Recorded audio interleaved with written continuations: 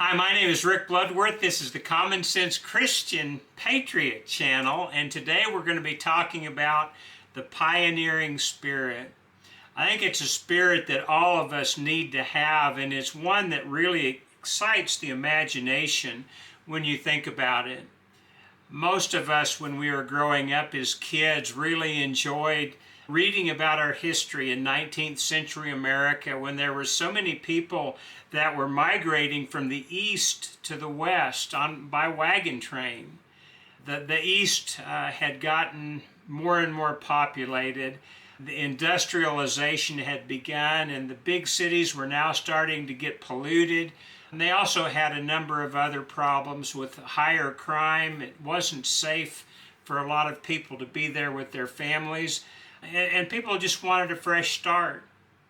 There are always those who have the pioneering spirit that goes beyond just wanting to get away from something bad. They're excited by a new challenge. And so a lot of people, just the idea of going west, young man, as Horace Greeley once said, was enough just to stir the blood to an imagination that eventually culminated in making a decision to actually make the move, to actually do it. Now, this type of people, this breed of men and women who are willing to leave the known of their homes for something that was unknown, that was a very special type of individual.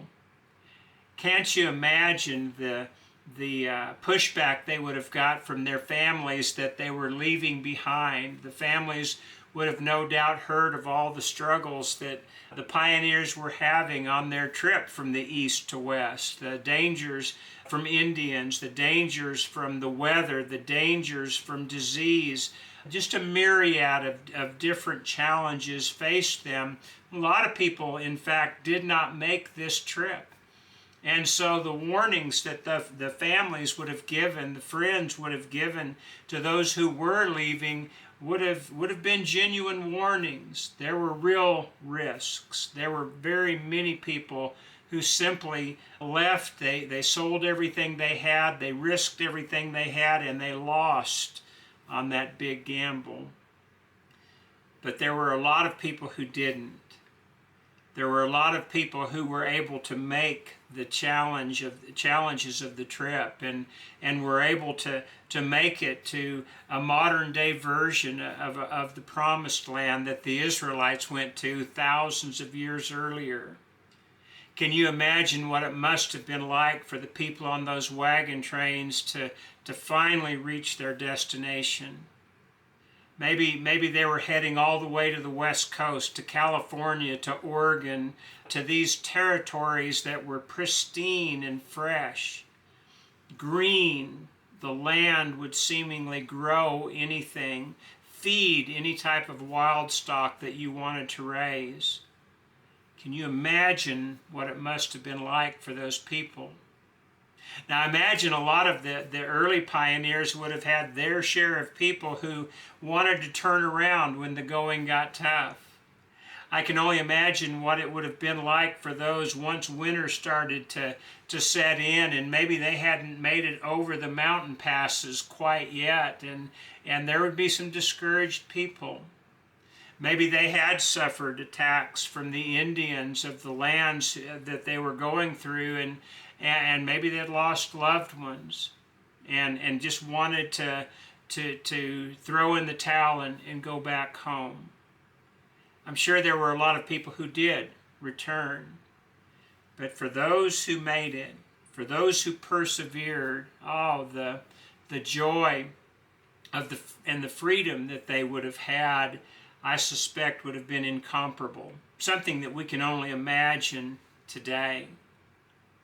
Well, think about what the Israelites must have faced when they went through their own immigration from the land of Egypt. They were escaping slavery, a very real slavery. And they were headed towards a land that God had promised them, that was flowing with milk and honey. But as they went on their journey, many of them got discouraged by the challenges they faced. Most of them wanted to return home. And because of that, because they wanted to return home, even though God had told them something better was waiting for them, well, God had a punishment for them. They wandered in the wilderness for 40 years. Most of the adults died, just really two, Joshua and Caleb, of those who left Egypt over the age of 20, actually made it to the Promised Land out of a nation of maybe 2 to 4 million people. Now, all the ones that were under the age of 20, they eventually did get to go into the Promised Land, and imagine what that must have been like for them. They trusted in God. They didn't allow the challenges to discourage them. And then when they made it, they truly were in a land flowing with milk and honey. Imagine what it must have been like as they came into that land and started viewing the areas that they would eventually settle in. There's a passage found in Hebrews chapter 11. It starts in verse 13. And after the inspired writer has talked about the people of the Old Testament times who had trusted in God enough to leave their homelands and go to a new land for the simple reason that they did trust in God, well, there was a tremendous reward for those people. And many of those people never made it to the promised land from a physical standpoint, but they were looking for something different. And Hebrews 11 explains that. Starting in verse 13, it says, all these people were still living by faith when they died. They did not receive the things promised. They only saw them and welcomed them from a distance. And they admitted that they were aliens and strangers on earth. People who say such things show they're looking for a country of their own. If they'd been thinking of the country they had left, they would have had opportunity to return. Instead, they were longing for a better country, a heavenly one. Therefore, God is not ashamed to be called their God, for He has prepared a city for them. Well, what was true of those people back during the Old Testament times is true for us today. God's prepared a place for us. It is a promised land. We won't see it this side of eternity, will we? And so it takes a tremendous amount of trust. The fact is that most people are not going to be willing to trust God enough to go through what they're going to need to go through to get there. Most people prefer the familiar, even if the familiar is unpleasant. Most people would prefer just to suffer the consequences for the sin that they find themselves involved with, if for no other reason than they're used to those consequences. And the thought of something new terrifies them. The thought of leaving the known in exchange for the unknown is just something they cannot do. The Israelites had that problem back during Old Testament times. There was a number of people in America that had that problem back during the 19th century in our history. And there are so many people today that have that problem. They are simply unwilling to exchange the familiar, even if the familiar is difficult and unpleasant, for something that is a promise of something that's better. But for those who have a pioneering spirit, for those who do trust in God, for those who have a vision, who can see beyond what lies just directly in front of their nose, but who can see the potential of the promise that God's given to us, for those people, heaven awaits. And there's something else, too, that I think is very important.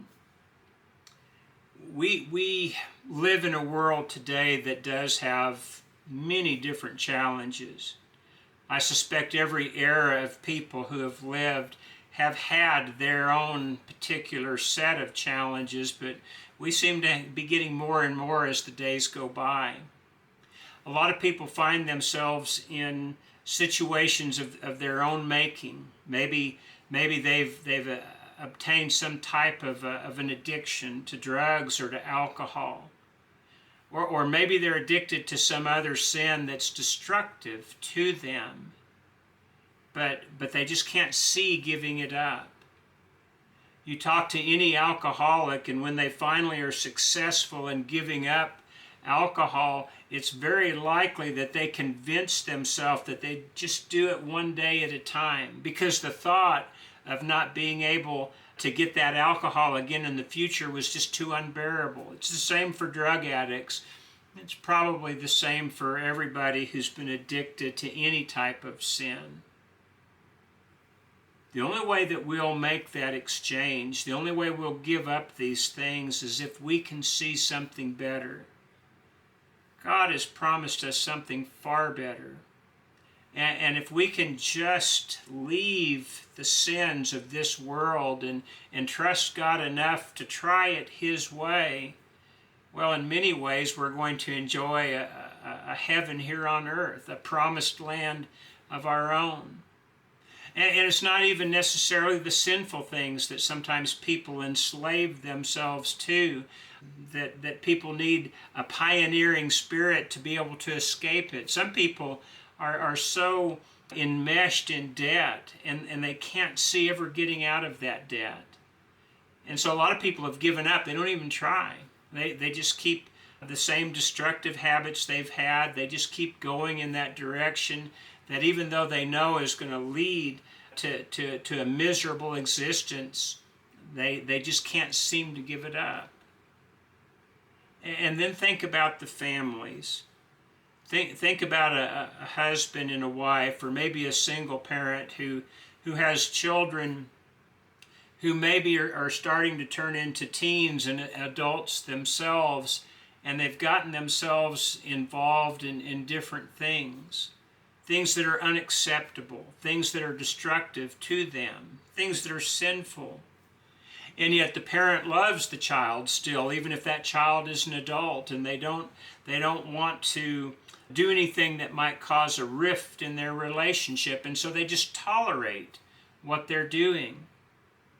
They don't have the vision to see how much better it could be if they just started taking a firm stance now. Some of you know what I'm talking about. Some of y'all are in situations with your own families, with your own relationships that are, to be quite frank, subpar. They're not what they should be. But you keep hanging on to it.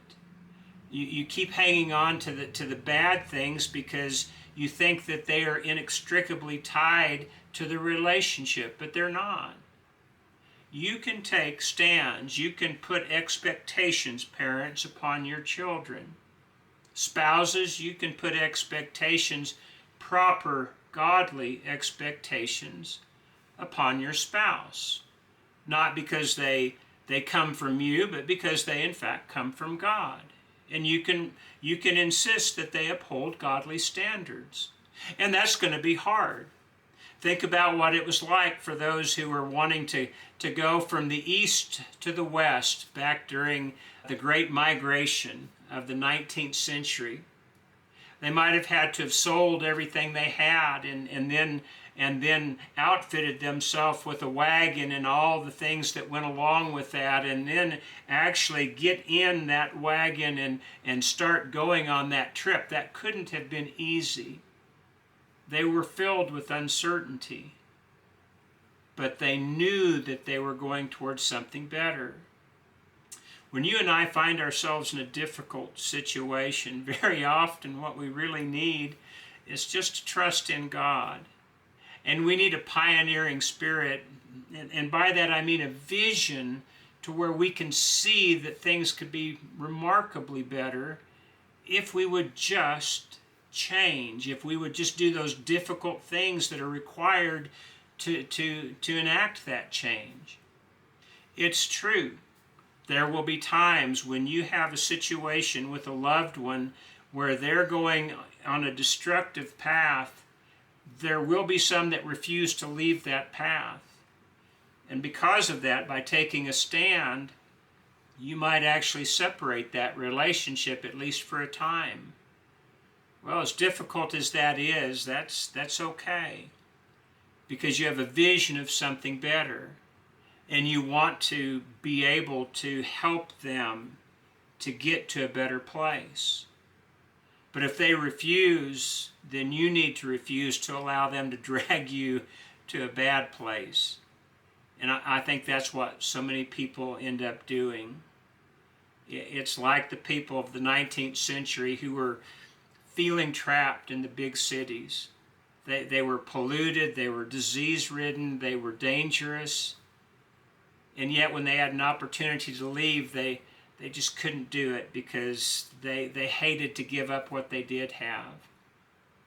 Very often when we're involved with different things, whether it's addictions or heavy debt or a toxic relationship, we are very hesitant to do those things that would allow us to leave that bad situation.